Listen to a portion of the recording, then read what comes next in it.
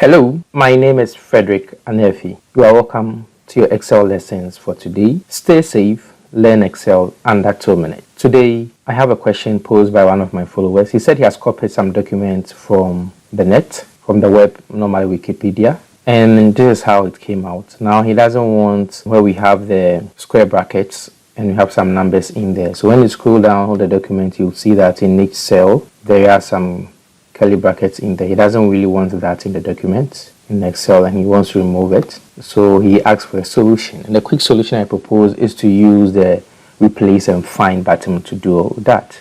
So the shortcut key for the replace and find is the Control H, or simply you can also go to the find and select. They are all on the same pop-up. So you have find and replace. So when you come here, you have find and replace also. So we'll use the shortcut key, that's the Control H.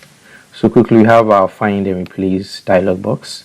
What are we looking for? We are looking for the bracket, that's the square bracket, and we'll use the wildcard, that's the asterisk, because in there we have a lot of numbers. So we have 5, 9, 10. So the wildcard will mean that anything within the curly, not the curly bracket, but the square bracket.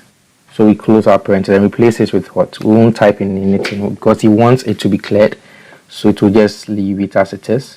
And now for you to see the process, I'll just select for find all. So find for all, it's saying that we have 37 cells in there, which means it has been able to find 37. And what do you want to replace it with? With an empty cell. So first I'll do for 1. So I'll say just replace for 1. So look here, look at where we have the 5. So replace. So you see that we don't have it anymore, it's gone.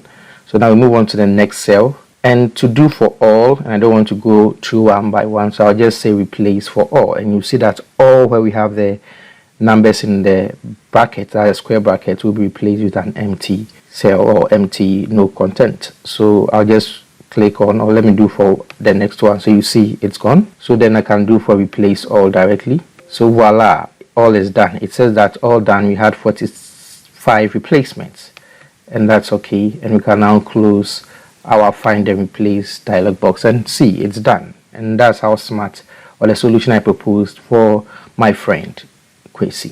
Thank you very much, and continue to follow us on Fred Excel. Have a wonderful day. Bye bye.